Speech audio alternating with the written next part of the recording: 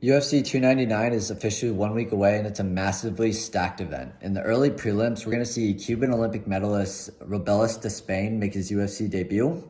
He's got a record of 4-0 in MMA, with his last 3 fights holding a combined fight time of 19 seconds.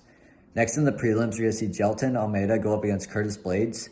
Almeida has a wrestling-heavy fighting style with a ton of submission wins under his belt, with Curtis Blades having a striker style, but a huge background in wrestling in college. This is another striker versus wrestling matchup. To kick off the main card, we're going to have Peter Yan go against Song Yadong.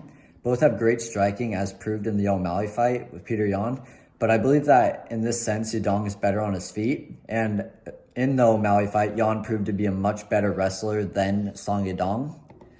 Next, we have a dogfight between Gilbert Burns and Jack Della Maddalena.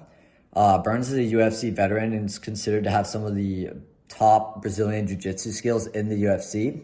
And Maddalena has a record of 16-2, making this a good matchup and a tough fight, which is guaranteed to be a war.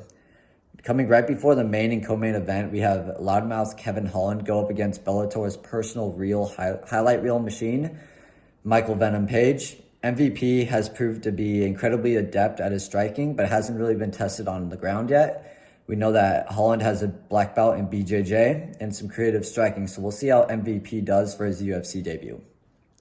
For the co-main event, we see UFC vet Dustin Poirier going up against up-and-comer Benoit Saint-Denis. Saint-Denis means absolute business with a record of 13-1, with 7 of those being first-round finishes, with a mixture of TKOs, KOs, and submissions. For the main event, we see a rematch between Sugar Sean O'Malley and Cheeto Marlon Vera. This fight has been a long time in the making, ever since Cheeto got that TKO win in the first go of it. These two also have a feud, which I believe is going to add all the more to the fun. Let me know in the comments who you're rooting for and who you're looking forward to watching the most for UFC 299 next week.